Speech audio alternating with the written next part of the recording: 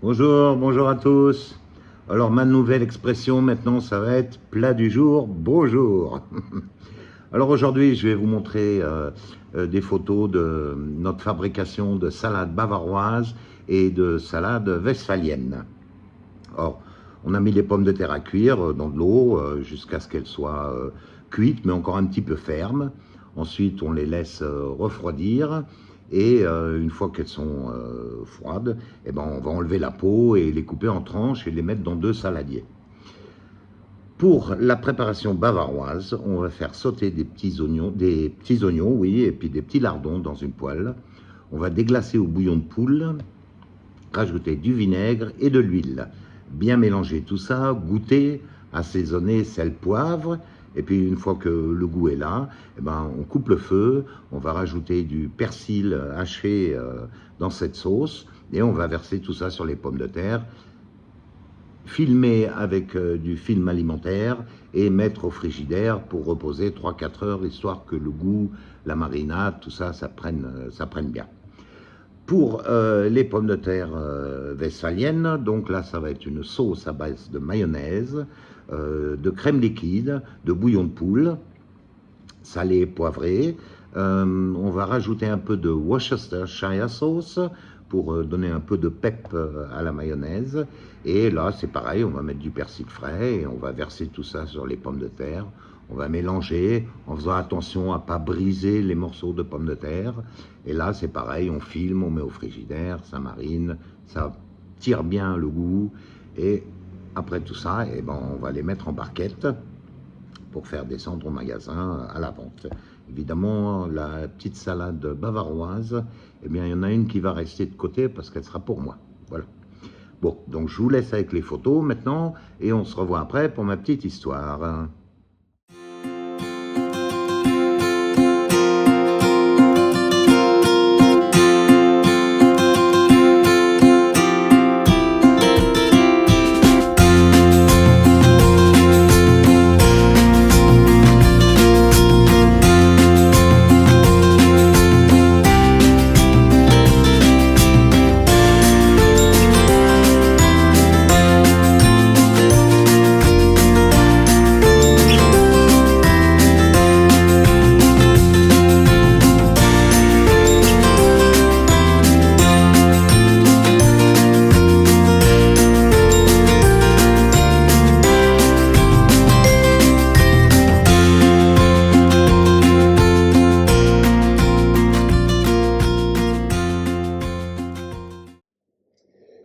Bon, ben voilà. Alors, je peux vous garantir que les salades, eh ben, elles étaient bien bonnes, hein.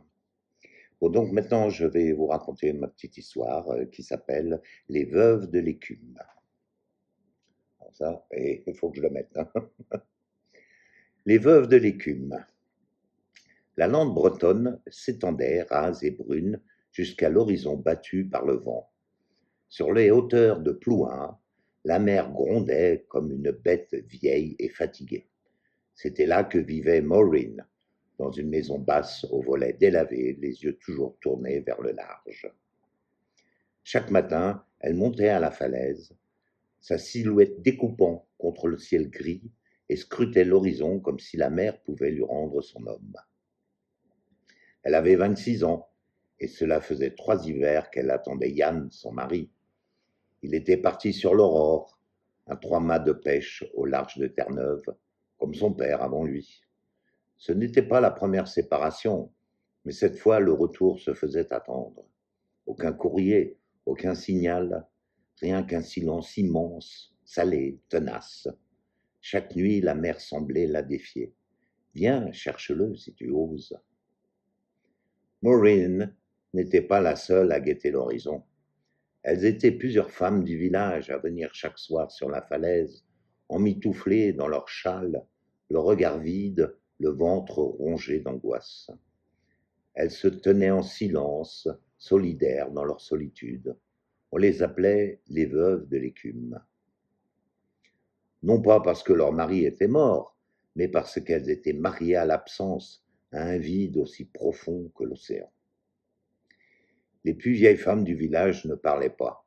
Elles connaissaient cette attente, ce déchirement qui dévorait chaque jour un peu plus leur âme. Maureen, elle, parlait encore moins. Elle écrivait. Chaque nuit, elle rédigeait des lettres qu'elle ne pouvait envoyer.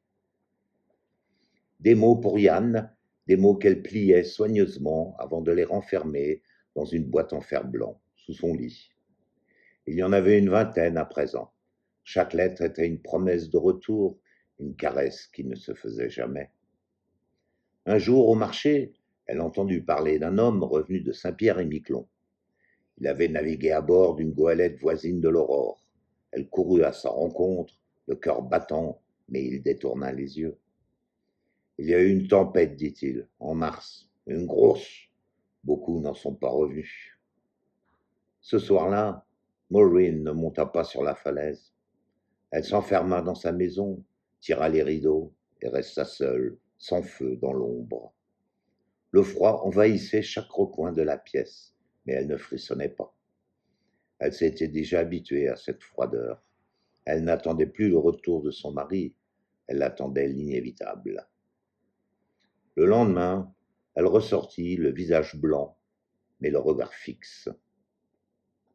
Elle n'était plus une femme en deuil, mais une femme en quête. Une quête qui la tirait au-delà des terres qu'elle connaissait. Le village commença à parler.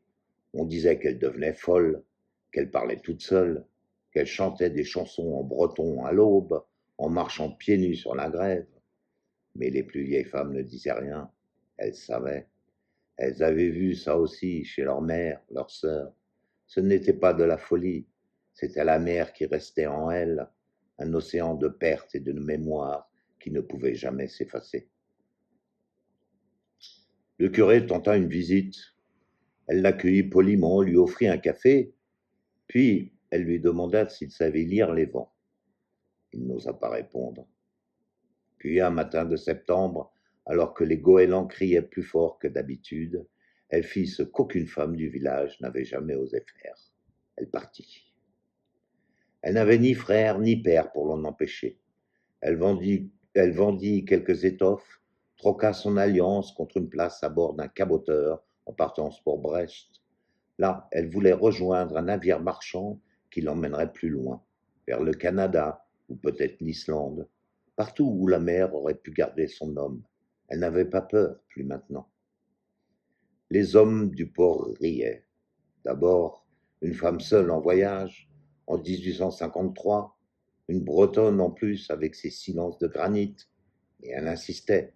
Elle avait les yeux des gens qui n'attendaient plus d'autorisation pour vivre. Elle embarqua. Elle ne savait pas naviguer, mais elle savait écouter, regarder, prier. Bientôt, on cessa de la voir comme une passagère.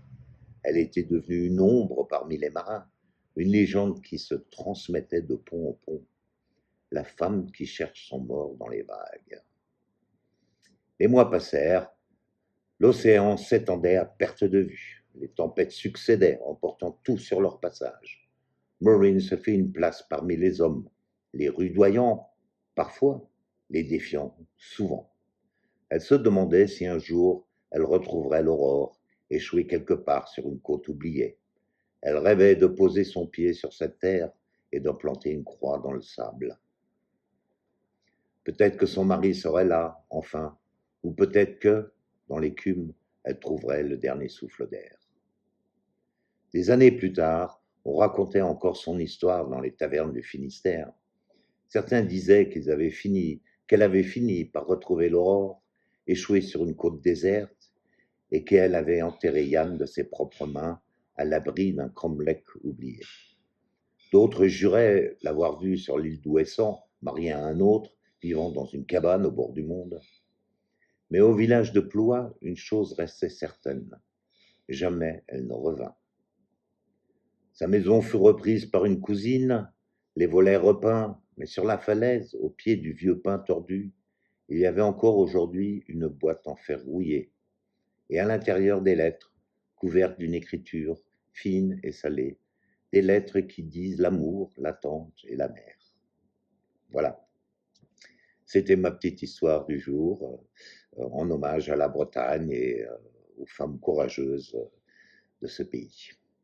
Alors, comme d'habitude, si vous le désirez, mettez des commentaires, cliquez like, abonnez-vous et la petite clochette. Voilà, c'était pour aujourd'hui. Merci et à bientôt.